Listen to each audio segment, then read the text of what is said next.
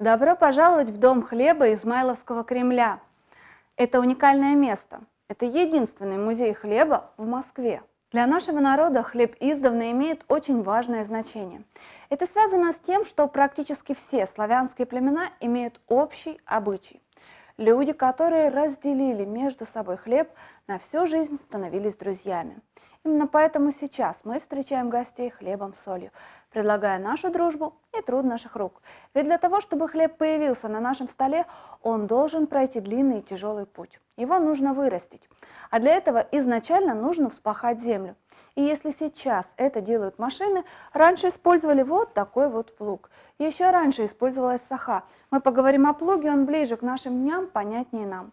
С той стороны в плуг впрягалось животное – лошадь, бык или корова. С этой стороны становился хозяин дома, силой надавливал на плуг, вгоняя вот эту железную часть, лемех, в землю. Животное плуг тянуло, и большие глыбы земли выворачивались. Но прежде чем приступить к вспахиванию земли, все село собиралось и выбирали зачинальщика, мужчину, который первый с плугом пройдет по полю.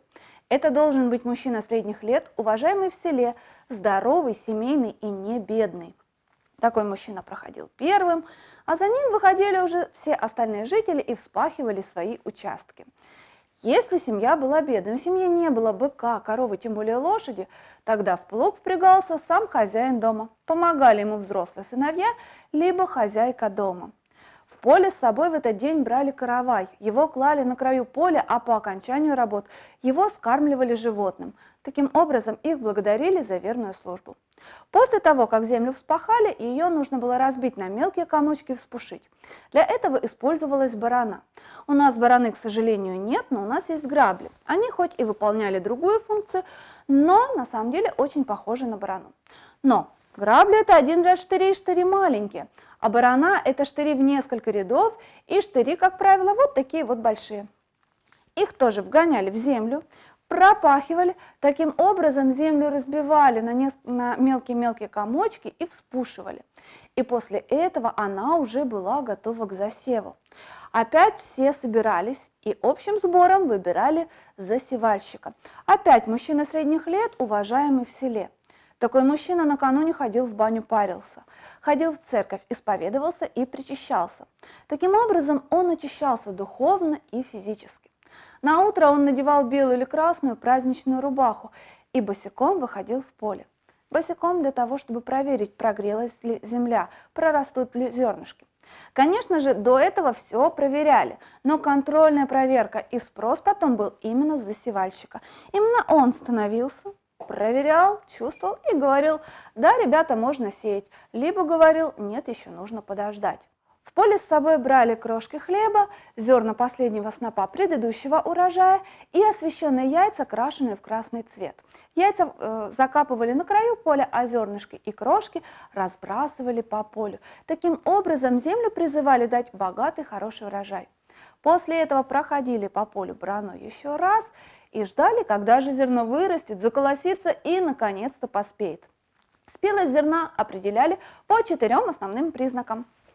Во-первых, равномерный золотистый цвет должны иметь все колосья. Во-вторых, смотрели на форму колосочка.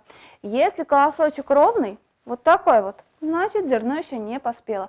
А вот если колосочек наклонил свою голову, клонится к земле, кланяется ей, тогда зерно поспело. Зерно, значит, уже достаточно тяжелое для того, чтобы колосочек его уже не мог держать ровно. Еще проверяли на зуб. Спелое зерно очень твердое, его практически невозможно раскусить. Но и самый простой способ – положить колосочек на ладошку и легонько растереть. Спелое зерно легко отделяется от шелухи. Как только увидели, что зерно поспело, нужно было очень-очень быстро собрать урожай.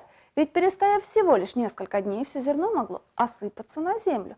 Урожай хлеба был бы потерян. Допустить этого нельзя было, потому что на тот момент хлеб был основным продуктом питания. Не было бы урожая хлеба, люди бы умирали с голоду. Поэтому опять все быстро собирались и выбирали зажинальщицу. Здесь выбирали женщину.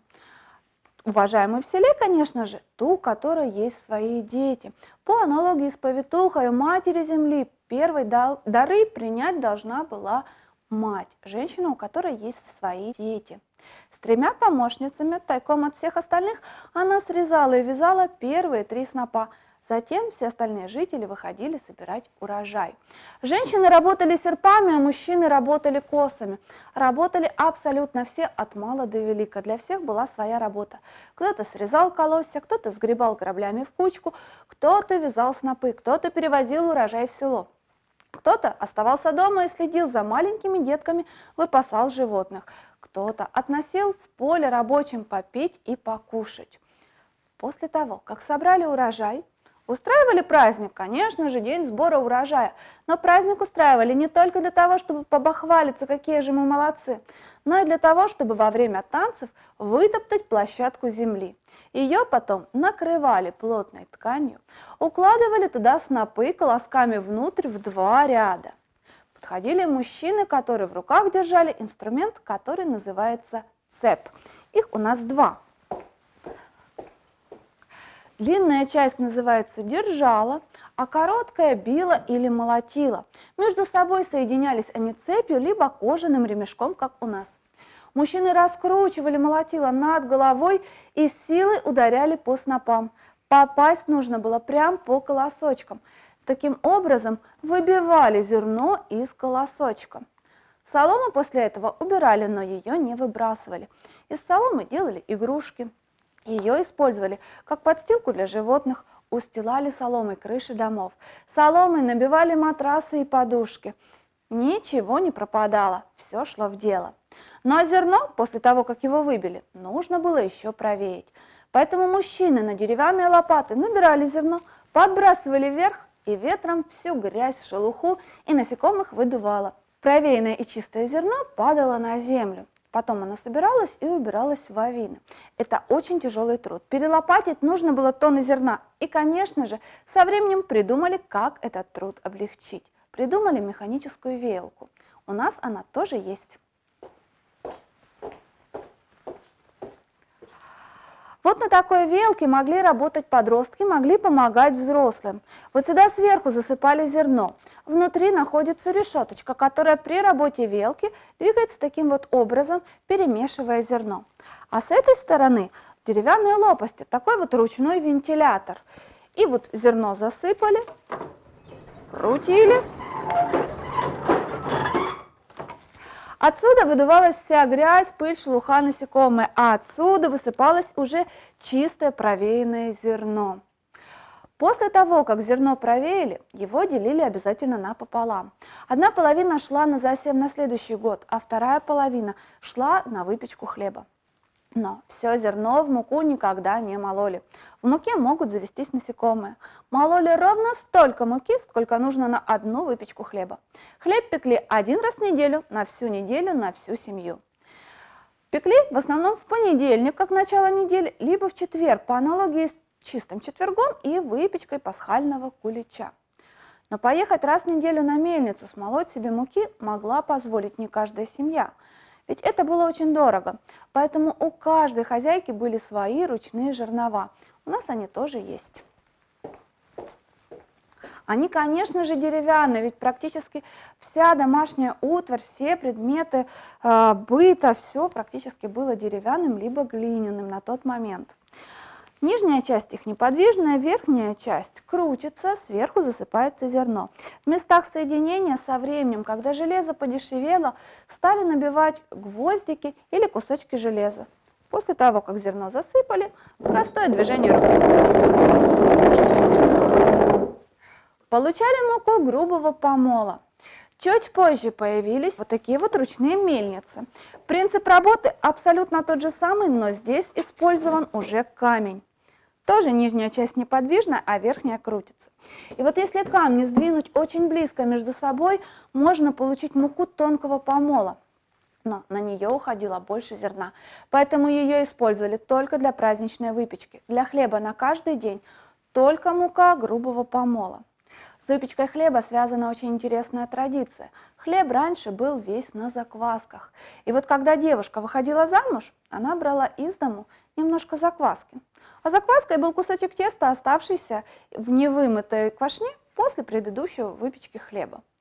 Вот мама ее мужа давала ей свой кусочек теста, свою закваску. Вот эти две закваски девушка соединяла, и именно это было основой для хлеба новой семьи. И пока жива была семья, пока жива была хозяйка, был жив новый хлеб. Ну а кроме хлеба, конечно же, ели каши. И чтобы из зерна сделать крупу, использовали ступы. Мы с вами сейчас ступы знаем по сказкам. Баба-яга, которая летала в ступе. Но на самом деле ступа и пест были абсолютно у каждой хозяйки. Разные по форме, по размеру и по весу. Каждый хозяин делал для своей жены по заказу. У нас небольшие, но могли делаться и большие, такие, что даже баба-яга влезет. Внутрь насыпали зерно, толкли, перетирали. Таким образом получали крупу. Из нее потом варили уже каши. Давайте вернемся к нашему хлебу. Ведь после выпечки всю неделю хлеб нужно было где-то хранить. Хранили хлеб в деревянных ларях. У нас есть вот такой, по форме он напоминает бочонок. Он плотно закрывается, он сухой. И в таких ларях хлеб остается долго-долго свежим. Да у нас сейчас тоже в деревянных хлебницах хлеб дольше остается свежим, правда? Еще одна традиция связана с проверкой качества хлеба. После того, как хозяйка хлеб испекла, его накрывали рушником, вышитым полотенцем, и хозяин на несколько секунд придавливал его рукой. А если в семье был младенец, совсем-совсем грудной ребеночек, желательно мужского пола, тогда этого ребеночка на несколько секунд могли опустить на хлеб. После этого хлеб должен был вернуться в изначальную свою форму. Если это произошло, значит хозяйка все сделала правильно. А вот если этого не произошло, значит хозяйка где-то нагрешила. Либо не домесила, либо чего-то не добавила, ну в общем что-то сделала неправильно, и хлеб может испортиться. Она испортила такой важный продукт. И тогда, и только тогда, хозяин имел полное право погонять свою жену. Она не имела права ничего ему ответить, ведь испортила хлеб. Все остальное время не ссорились, ведь у каждого были свои обязанности, каждый знал, кто что делает. Ну и, конечно же, хозяйки знали, сколько зерна нужно перемолоть в муку, чтобы испечь хлеб. Для того, чтобы отмерить это зерно, у каждой из них была своя мерная зерновая ложка-черпак. У нас они тоже есть. Например, вот такая. Были ложки, которые в себя вмещают 16 килограмм зерна, примерно в 2 раза больше, чем наша. Опять же, они были абсолютно разные по размеру. Каждый хозяин делал для своей жены по заказу нужный размер. Муку тоже провеивали. Для муки грубого помола использовали решето, а вот для муки тонкого помола использовали сито. Сито у нас самый современный экспонат. Лет 20 назад в каждом доме было такое. Здесь использованы нейлоновые нити, а раньше использовали конский волос. Дырочки были еще мельче. Мука не хуже помола, чем у нас сейчас, а может быть даже и лучше. Если нужно было хлеб или что-то другое перенести, использовали берестяные короба. Их носили при помощи 2 лямочек за плечами, так же, как мы носим сейчас рюкзаки. Ну а наши дети вот такие вот короба знают по сказке «Маша и медведь». Вот такой длинный путь проходит хлеб, прежде чем появиться на нашем столе. Раньше нужно было всего лишь 2 человека – хозяин и хозяйка дома. Сейчас, в наше время, необходим труд людей 120 профессий. Вдумайтесь, 120 профессий трудятся ежедневно, чтобы мы с вами могли выйти на кухню и взять кусочек хлеба. Это, конечно же, много, поэтому мы призываем всех уважать чужой труд, уважать хлеб. Помнить, что цена хлеба для нашего народа подтвердилась и в новейшей истории, когда во время Великой Отечественной войны люди получали в сутки только 125 грамм. Вот такой вот маленький кусочек. Для многих это была единственная еда в день, но именно этот маленький кусочек позволил многим выжить. Это хлеб, в который добавляли желуди, опилки, бумагу, клей. Да все что угодно добавляли, лишь бы большему количеству людей его выдать. Но именно этот кусочек горького хлеба позволил нам выжить, позволил нам выстоять. Давайте помнить об этом всегда. Давайте помнить о цене хлеба для нашего народа. И давайте всегда помнить, что те, с кем вы разделите ваш хлеб, будут вашими друзьями. Это значит, что если вы разделите свой лишний хлеб, с животными, с птичками, которые едят хлеб. Тогда вся природа будет вашим другом и будет вам во всем помогать. А я вам этого искренне желаю.